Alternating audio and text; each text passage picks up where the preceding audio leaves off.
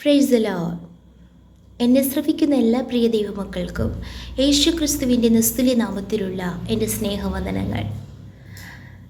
അതേ പ്രിയ ദൈവമക്കളെ, നമ്മിൽ പലരും, നാം ഓരോരുത്തരും പലപ്പോഴും ചിന്തിക്കുന്ന ഒരു കാര്യമാണ്, മറ്റുള്ളവരെക്കാളും പ്രശ്നങ്ങൾ നമുക്കധികമാണ്, മറ്റുള്ളവരെക്കാളും പ്രതിസന്ധികൾ നമുക്കധികമാണ്.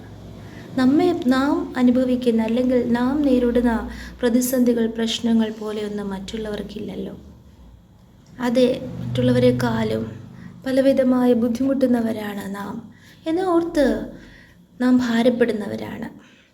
എന്നാൽ പ്രിയ ദൈവമക്കളെ, ഒന്ന് തിരിച്ചറിയുക, എത്ര വലിയ പ്രതിസന്ധികൾ, എത്ര അധികമായ പരിശോധനകൾ നമ്മുടെ ജീവിതത്തിൽ ഉണ്ട് എങ്കിലും, നമുക്ക് നേരെ കടന്നു വരുന്നുണ്ട് എങ്കിലും, അതെ, സൈന്യങ്ങളുടെ ദൈവമായ യഹോവയാ നമ്മോട് കൂടെയുള്ളത്. ആമേൻ. ആ കർത്താവിന് കഴിയാത്ത ഒരു കാര്യവുമില്ല. നിശ്ചയമായി ഒരു സൈന്യം നമ്മുടെ നേരെ പാളയമിറങ്ങിയാലും നാം ഭയപ്പെടേണ്ട കാര്യമില്ല. കാരണം നമ്മുടെ വെളിച്ചമായി, രക്ഷയായി, ജീവൻ്റെ ബലമായി കർത്താവ് നമ്മോട് കൂടെയുണ്ട്. ഈ ദിവസത്തെ ചിന്തയ്ക്ക് ആധാരമായി കർത്താവ് നമുക്ക് നൽകിയിരിക്കുന്നത് രാജാക്കന്മാരുടെ 2-ാം പുസ്തകം 6-ാം അധ്യായം അതിൻ്റെ 16-ാം വചനം. അവിടെ നാം ഇങ്ങനെ വായിക്കുന്നു: അതിന് അവൻ, പേടിക്കണ്ട, നമ്മോട് കൂടെയുള്ളവർ അവരോട് കൂടെയുള്ളവരേക്കാൾ അധികം എന്ന് പറഞ്ഞു. പ്രിയ ദൈവമക്കളെ, നമുക്കെല്ലാവർക്കും സുപരിചിതമായൊരു വേദഭാഗമാണ് നാം ഇവിടെ വായിച്ചു കേട്ടത്. അതായത് എലീശ പ്രവാചകനും തൻ്റെ ഭൃത്യനും ദൈവപുരുഷൻ്റെ ബാല്യക്കാരനുമായി ഇവർ രണ്ടുപേരും ഒരു മലയിൽ ആയിരിക്കുമ്പോൾ അവർക്ക് വിരോധമായി ഒരു സൈന്യം കടന്നു വരികയാണ്. ഇവർ മലയിലാണായിരിക്കുന്നത്, എന്നാൽ സൈന്യം വളയുന്നതോ ആ പട്ടണത്തെ മുഴുവനുമായിട്ട് വളയുന്നു. നമുക്കത് വായിക്കുവാൻ കഴിയും. അതിൻ്റെ 14-ാം വചനത്തിൽ അവൻ അവിടത്തേക്ക് ശക്തിയുള്ള സൈന്യത്തെ കുതിരകളും രഥങ്ങളുമായി അയച്ചു.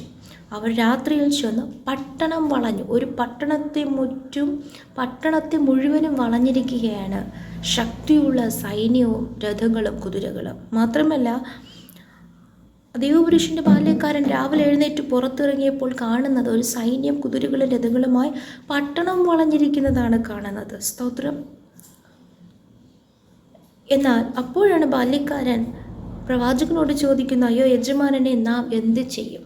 അതെ, ഇതുപോലെ പെട്ടെന്ന് നമ്മൾ പ്രതീക്ഷിക്കാത്ത രീതിയിൽ ചില പ്രതിസന്ധികൾ നമുക്ക് നേരെ കടന്നു വരുമ്പോൾ നാം ഭാരപ്പെട്ട് പലപ്പോഴും ചോദിക്കുന്ന ഒരു ചോദ്യമാണ്: നാം എന്ത് ചെയ്യും? അതെ, ഇന്ന് പകൽക്കാലവും ഈ പ്രതിസന്ധിയുടെ മധ്യത്തിൽ, ഈ ഞെരുക്കത്തിൻ്റെ മധ്യത്തിൽ, ഈ പോരാട്ടത്തിൻ്റെ മധ്യത്തിൽ, ഈ എതിർപ്പിൻ്റെ മധ്യത്തിൽ, ഈ നഷ്ടത്തിൻ്റെ മധ്യത്തിൽ നാം എന്ത് ചെയ്യും? നാം എന്ത് ചെയ്യുമെന്ന് വളരെ ഭാരത്തോടും പലവിധമായ ചോദ്യങ്ങളോടും ഇത് കേൾക്കുന്നവർ ഉണ്ട്. എന്നാൽ കർത്താവ് അവരോട് സംസാരിക്കുന്നു. നാം എന്ത് ചെയ്യും എന്ന് പറയുന്ന സ്ഥാനത്ത് ദൈവം നമുക്ക് വേണ്ടി ഇറങ്ങും. കർത്താവ് ചെയ്യേണ്ടത് അവിടെ ചെയ്യും. അപ്പോൾ പ്രവാചകൻ പറയുന്നു: പേടിക്കേണ്ട, നമ്മോട് കൂടിയുള്ളവർ അവരോട് കൂടിയുള്ളവരേക്കാൾ അധികമെന്ന് പറഞ്ഞു. എന്നിട്ട് അതിൻ്റെ അടുത്ത വചനത്തിൽ നാം കാണുന്നു, പ്രവാചകൻ പ്രാർത്ഥിക്കുന്നു. ഈ ബാല്യക്കാരൻ്റെ കണ്ണ് തുറക്കണമെന്ന് പ്രാർത്ഥിക്കുമ്പോൾ കർത്താവ് കണ്ണു തുറന്നപ്പോൾ കണ്ടത് 17-ാം വചനത്തിൻ്റെ അവസാന ഭാഗം: എലീശായുടെ ചുറ്റും അഗ്നിമയമായ രഥങ്ങളും കൊണ്ട് മല നിറഞ്ഞിരിക്കുന്നത് അവൻ കണ്ടു. പ്രിയ ദൈവമക്കൾ, അതിൻ്റെ അർത്ഥം എന്താണ്? ഒരു പട്ടണം മുഴുവനുമായി നമുക്കെതിരായി കടന്നു വരുമ്പോൾ, പട്ടണത്തെ മുറ്റും വളഞ്ഞ് വലിയൊരു ശക്തിയുള്ള സൈന്യം കടന്നു വരുമ്പോൾ, നാം എവിടെയാണോ ആയിരിക്കുന്നത്, നമ്മെ അടുക്കാതെ വണ്ണം കർത്താവ് അഗ്നിമയമായ രഥങ്ങളും കുതിരകളെയും അവിടെ അയച്ചു.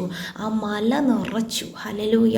അങ്ങനെ ആ ശത്രു സൈന്യത്തിന് തൻ്റെ മക്കളായിരിക്കുന്ന സ്ഥാനത്തേക്ക് കടന്നു വരുവാൻ കഴിഞ്ഞില്ല. പ്രിയ ദൈവമക്കളെ, ഇപ്പോൾ നമ്മെ തകർത്ത് കളയും, നമ്മളെ ഫറവോൻ്റെ കാര്യം നാം വായിക്കുന്നത് പോലെ തകർക്കും, മുടിക്കും, പിടിക്കും, പിന്തുടർന്ന് പിടിക്കുമെന്ന് പറഞ്ഞു വരുന്ന ശക്തികളുടെ നടുവിൽ കർത്താവ് നമുക്ക് വേണ്ടി ഇറങ്ങിക്കഴിഞ്ഞാൽ നിശ്ചയമായി അവിടെ ദൈവപ്രവൃത്തികൾ വെളിപ്പെടും. തുടർന്നുള്ള ഭാഗങ്ങളിൽ നമുക്ക് ഒത്തിരി കാര്യങ്ങൾ കാണുവാൻ കഴിയും. പ്രിയ ദൈവമക്കളെ, ആമേൻ, സ്തോത്രം. ഇന്ന് പകൽക്കാലം കർത്താവ് നമ്മോട് സംസാരിക്കുന്നു. പറയുന്നു. നാം എന്ത് ചെയ്യുമെന്ന് ഭാരപ്പെട്ട് ഭയപ്പെട്ടിരിക്കുന്നവരോട് ദൈവം പറയുന്നു, പേടിക്കണ്ട. ഹല്ലേലൂയ.